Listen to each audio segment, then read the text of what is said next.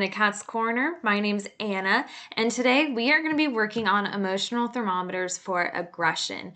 Now, if you saw our video from last week, you'll know that I did thermometers for anxiety. This one looks a little bit different. Instead of a dial or a circular scale, this time we're actually going to be doing something vertical. So, the way that I start with my thermometer for aggression, of course, I introduce the purpose of it, which is to explain that our emotions don't jump from 0 to 100 in a second, okay?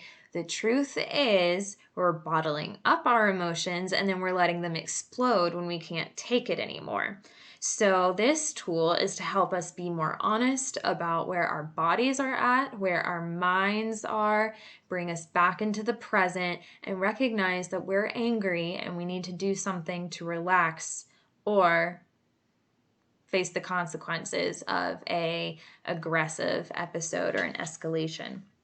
So I start with my blank piece of paper. There are hundreds, if not thousands, of emotional thermometers for free online.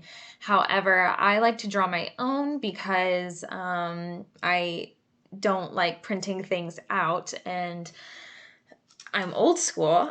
So usually what I do is either draw it for the child or let them draw it and I'll tell them what to do. Sometimes having them draw it at first keeps them more engaged in the activity. So anytime I can increase engagement, I jump on that opportunity. So first off, let me tell you, actually, the placement of your emotional thermometer is more important than you might think. So I would say if you were going to make your own emotional thermometer, it is much better to have it slightly to the left of center.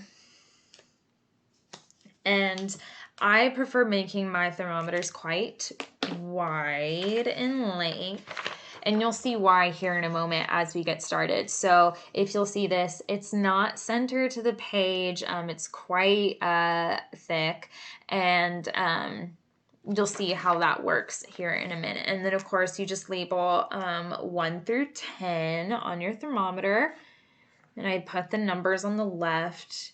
And just to make it easy for you to avoid any mistakes, I jump from 1, 10, and then 5, just to make the lines even. We don't want a bunch of chaos.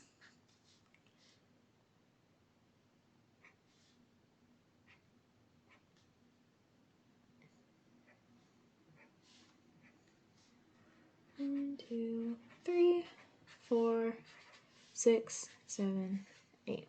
Okay.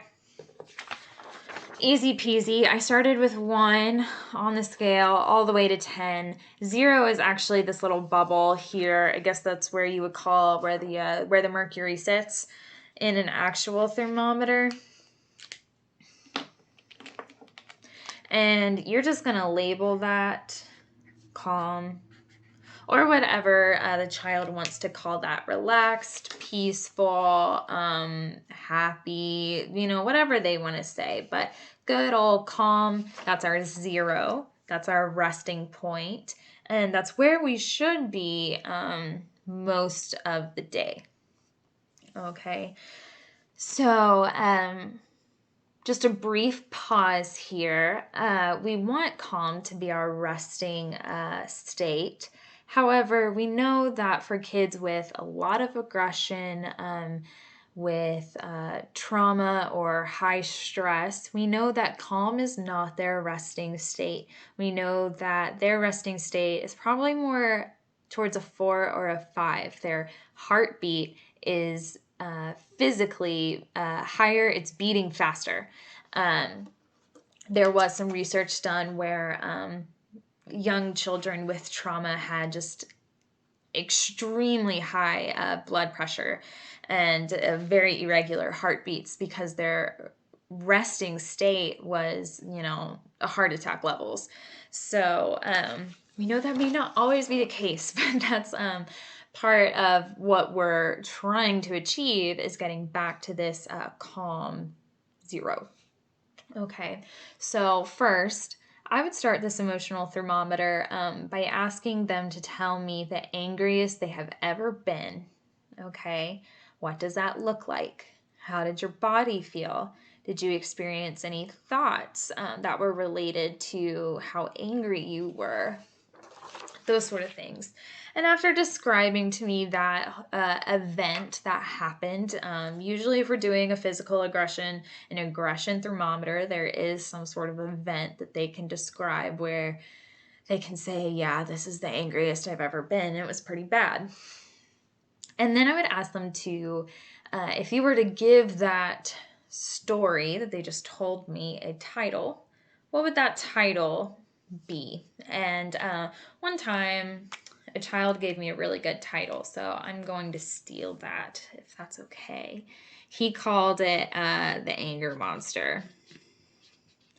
We had been working on anger monsters together quite a bit, so he knew what his anger monster looked like and how that anger monster behaved. And we know that when he became that anger monster, we knew that he would start hurting himself, hurting others.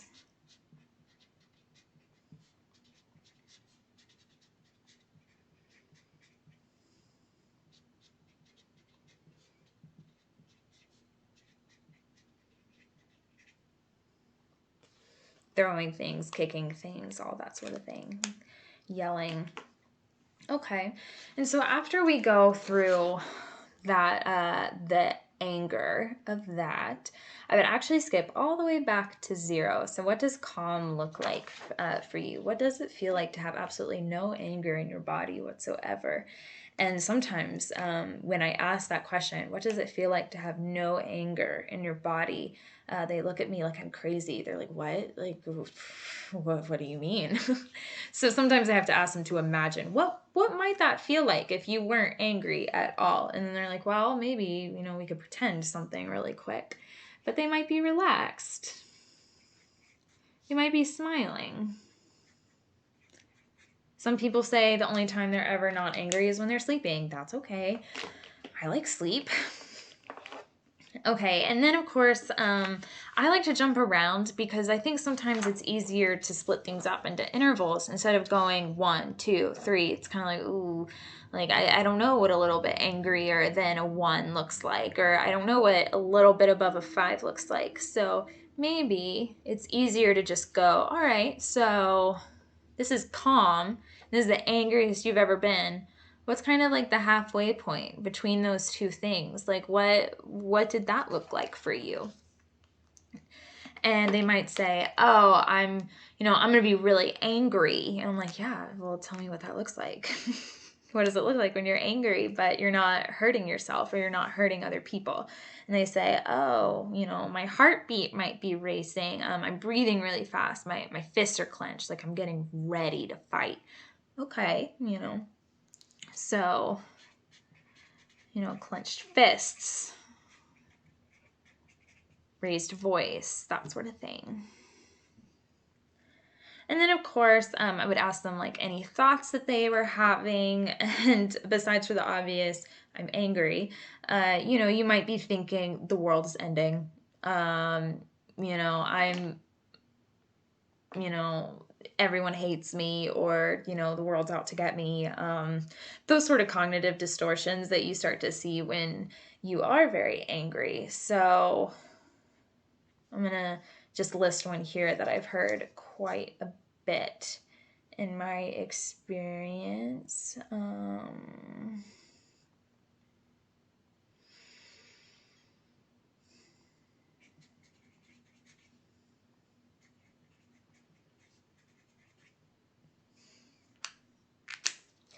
Okay, and then once we kind of like, all right, we figured out 10, we figured out 0, and we figured out 5. Of course, give 5 a title, sorry. 5 might just be something like angry, like, and it's okay to have, anger monster and angry, because I think there's kind of a difference there. So if you're not calm, we're going back to 1 here. If you're not calm, but something has, made you exit our calm, relaxed state of mind. What do you think that looks like? And that really does depend on the child. There's not a wrong answer unless it's anger monsters, number one. That's not, entirely correct. It might be tired. It might be annoyed, irritated, sad. It might be hungry. Those sorts of things. And, what do you look like when you're annoyed? What are you thinking? And usually it might be that they're tired, rolling eyes. Okay. And now that we've got 0, 1, 5, and 10, it's a little bit easier to just kind of at this point figure out, all right, what's a little bit more than rolling your eyes? What's a little bit harsher than that? And maybe at 2, they want to be left alone.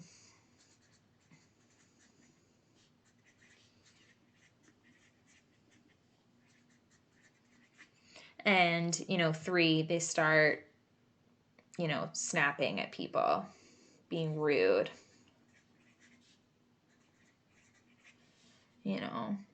Raising voice.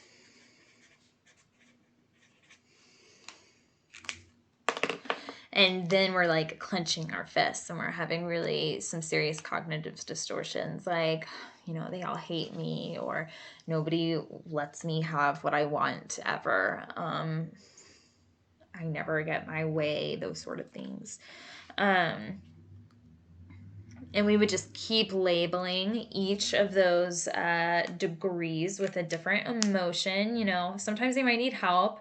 Usually what I do is just like pull up thesaurus on my computer and say, here are all of the emotion words at your disposal.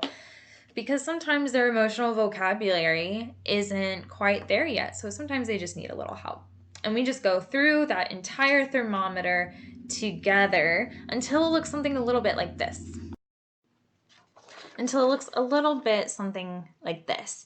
Now, guys, just to preface, I work with some pretty angry teenagers. So here we have angry, livid, irate, enraged, anger monsters. For most children, they're not going to have that many extreme levels of anger. It might be that 5 is annoyed, okay? And then it goes like annoyed to difficult, and then that sort of thing. So after you have all of those emotions, behaviors, cognitions labeled, identified on the inside of your thermometer, you're actually going to label a coping skill that you guys have either practiced or are going to practice that matches your level of emotion to help you go back to that calm center. So for number 1, I would always just go, deep breathing, relaxing in the morning.